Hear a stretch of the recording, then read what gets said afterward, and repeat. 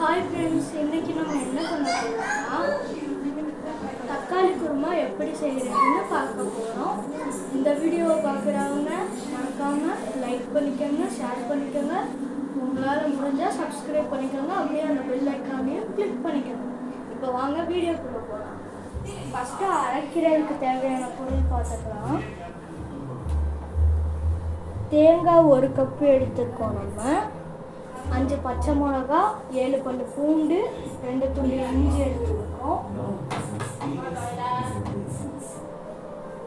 முந்திரி கொஞ்சம் எடுத்துருக்கோம். கசகசா, சோம்பு, மிளகு எடுத்துருக்கோம். இப்போ வாங்க எல்லாத்தையும் ஆட் பண்ணிக்கலாம்.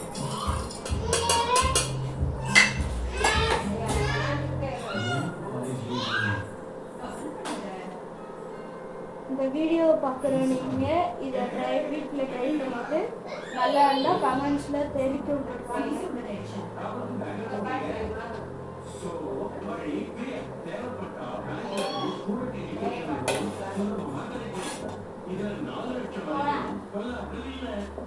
எல்லாத்தையும் ஆட் பண்ணியாச்சு.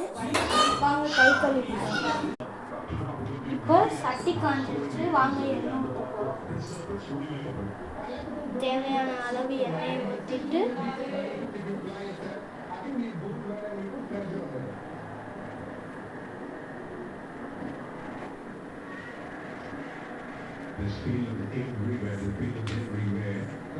எண்ணெயை ஊற்றிட்டோம்.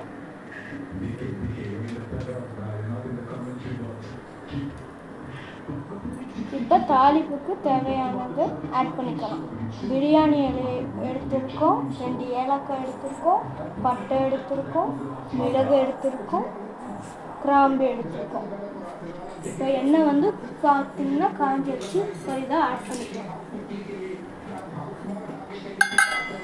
ஆட் பண்ணோன்னே இதை கொஞ்சம் பொரிஞ்சோடனே 2 மீடியம் சைஸ் வெங்காயம் எடுத்திருக்கோம். இதை இப்போ ஆட் பண்ணிக்கலாம்.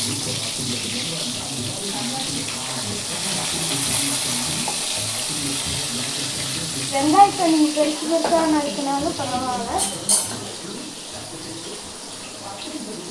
இப்போ இதை வதக்கி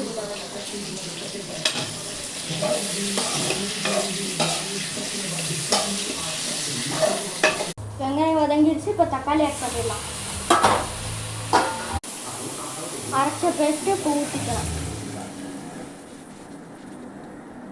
பேஸ்ட்டு ஊற்றிட்டோம். இப்போ உப்பு போட்டுக்கலாம். தேவையான அளவு உப்பு போட்டுக்கோங்க. இப்போ மிக்ஸ் பண்ணிக்கலாம்.